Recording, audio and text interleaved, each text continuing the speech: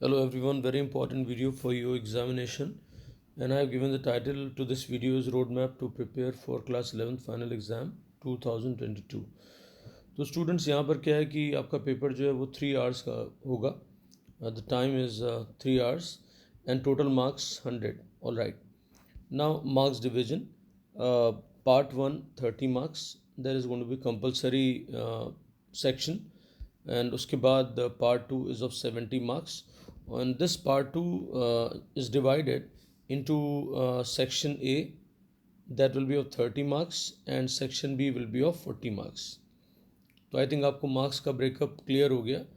और उसके बाद टॉपिक्स टू बी प्रिपेयर्ड, अब आप कैसे अप्रोच करोगे, तो just have a look. Part 1 compulsory जो आपका एरिया है, part 1 is the compulsory one. इसमें आपको सारे क्वेश्चन अटेम्प्ट करने हैं, एंड टॉपिक आपका जो है प्रोपोज़िशनल लॉजिक और बूलियन अलजेब्रा आपका यहाँ पर मेजर एरिया कवर करेगा। और उसके अलावा यहाँ पर आपको जो है कंसेप्ट्स ऑफ जावा, जो भी आपका नॉर्मल कंसेप्ट्स हैं वो आपको प्रिपेयर होने चाहिए, like object oriented to Java programming. और इसमें पहले हम बूलियन अलजेब्रा और प्रोपोज़िशनल लॉजिक की बात कर लेते हैं।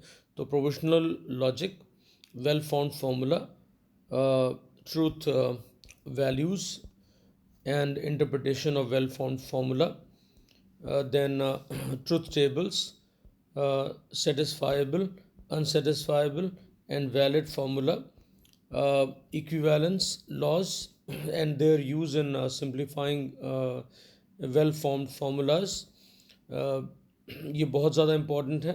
ऑल राइट, उसके बाद proportional variables, the common logical connectives जो भी आपके हैं, जैसे निगेशन है और कंजंक्शन है, डिसजंक्शन है, implication, biconditional, definition of a well-formed formula WFF, then representation of simple word problems or well-formed formula. This can be used for motivation. The values true and false, interpretation of a WFF, truth tables, satisfiable, unsatisfiable and valid formula. उसके बाद students equivalence laws, commutative और commutativity of conjunction and disjunction, associativity of conjunction and disjunction, distributivity, modus ponens, binary valued quantities, basic postulates of Boolean algebra, operations and not with the truth table. Right students, उसके बाद basic theorems of Boolean algebra, जो भी आपके Boolean laws हैं वो सब आपको आने चाहिए। फिर उसके बाद duality, idempotence, commutativity, associativity, distributivity, operations with 0 and 1, right, complement बहुत ज़्यादा इंपॉर्टेंट है, absorption, involution, De Morgan's theorem and its application. तो आपको पता है कि डी मॉर्गन्स की जो एप्लीकेशन है वो आपकी कॉम्प्लीमेंट में बहुत यूज़ होता है। उसके बाद reducing Boolean expressions to sum of product and product of sum form, there is SOP and POS। After there students के maps up to 4 variables, right, 4 variable तक के मैप आपको आने चाहिए for SOP and POS reduction. Then verify the laws of Boolean algebra using truth table, तो आपका truth table के through laws का वेरिफिकेशन है। Input output for circuit like half adder and full adder. तो इस बार एग्ज़ाम में आपका half adder and full adder अभी नहीं है, तो इसको मैं यहाँ पर रिमूव कर लेते हैं इसे। वेट अ मिनट, राइट, तो half adder and full adder जो भी आपके हैं वो सब नहीं है। और उसके बाद देन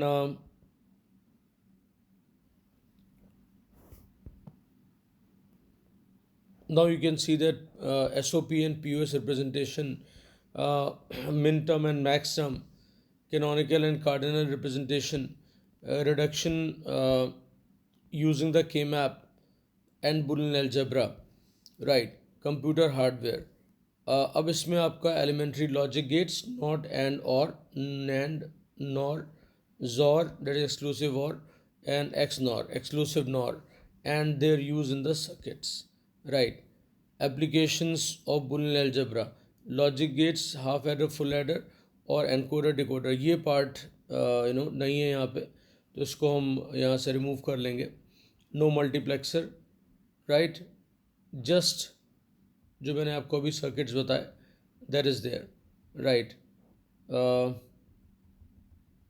तो आपको एंड और not, NAND, nor, jaw, x nor, ये सब प्रिपेयर कर लेने, राइट. अब स्टूडेंट्स उसके बाद आपको जो NAND and NOR as universal gates है वो आपको मालूम होना चाहिए. उसके बाद show the correspondence between Boolean methods and the corresponding switching circuits और गेट्स. और NAND and NOR gates are universal by converting some circuits to purely NAND or NOR gate. NAND NOR gate में convergence, ये आपको इतना stuff तैयार रखना है for first section, जो भी आपका फर्स्ट पार्ट है, इनफैक्ट कंपलसरी वन, राइट. और जो भी आपकी थ्योरी भी अगर आएगी तो वो प्रोग्रामिंग बेस्ड ही होगी. तो अगर आपको कंसेप्ट क्लियर है तो आप इजीली उसको हैंडल कर सकते हैं. तो you don't have to do any extra effort for that students. उसके बाद यहाँ पे रिकर्जन का एक क्वेश्चन है आउटपुट वाला, वो आपको आना चाहिए. और उसके बाद सर्चिंग सॉर्टिंग टेक्निक्स का एक पार्ट वहाँ पर आ जाएगा, to write a function for linear binary search और बबल एंड सिलेक्शन सॉर्ट, ये आपको प्रिपेयर करना है. तो ये आपका स्टूडेंट पार्ट 1 था. अब पार्ट 2 में आ जाते हैं. तो पार्ट 2 में आपको क्या मिलेगा, वहाँ पर ये सेक्शन है 30 मार्क्स का है, जिसमें आपको के मैप प्रिपेयर करना है. उसमें SOP and POS reduction, that is very much there. तो उसमें 2 टाइप से क्वेश्चंस आएंगे. केस स्टडी टाइप जो क्वेश्चंस आते हैं, जहाँ पर आपको एक सिचुएशन दी होगी, उसके बेसिस पे आपको ट्रुथ टेबल बनानी है, आउटपुट जनरेट करनी है, फिर SOP या POS जो भी कहा गया है वो लिख के देन उसके बाद आपको उसका रिडक्शन करना है थ्रू के मैप. उसके बाद डायरेक्ट क्वेश्चंस होंगे जहाँ पर आपको कोई ट्रुथ टेबल नहीं बनानी है, डायरेक्ट वैल्यूज़ दी होंगी फॉर SOP एंड POS, उसको आपको प्लॉट करना है के मैप में और उसके बाद रिड्यूस करना होगा आपको. और लॉजिक सर्किट डेफिनेटली आपको बनाने होंगे the way it's been asked in the question. उसके बाद आपके कन्वर्जेंस हैं. कन्वर्जेंस आप पढ़ लें. Let me correct the spelling of conversion here. और यहाँ पर कन्वर्जन, तो कन्वर्जन में आपका जो है, all right, it's fine now. Conversion में आपका डेसिमल टू बाइनरी कन्वर्जेंस आप पढ़ लेंगे. आपको जो भी वैल्यू दी उसको बाइनरी में कैसे कन्वर्ट करना है, राइट. ये पार्ट है. और उसके अलावा decimal to octal, decimal to hexadecimal, like that you prepare. उसके बाद स्टूडेंट्स ऑब्जेक्ट पासिंग पे हम आ जाते हैं. अब सेक्शन बी हमारा आ गया. सेक्शन बी में आपका प्रोग्रामिंग का पार्ट है.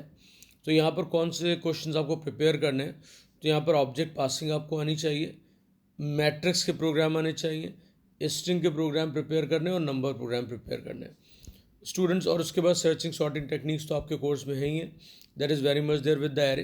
तो यहाँ पर एक चीज़ मैं क्लियर कर दूँ कि आपको ये जो टॉपिक्स मैंने स्पेसिफाई किए हैं, so that is basically the major topics. But इसका मतलब ये नहीं है कि आपको लूप प्रिपेयर नहीं करना है या आपको मैंने एरे स्पेसिफाई नहीं किया है. It's all understood. whenever I talk about matrix program, that means I am talking about 2D array.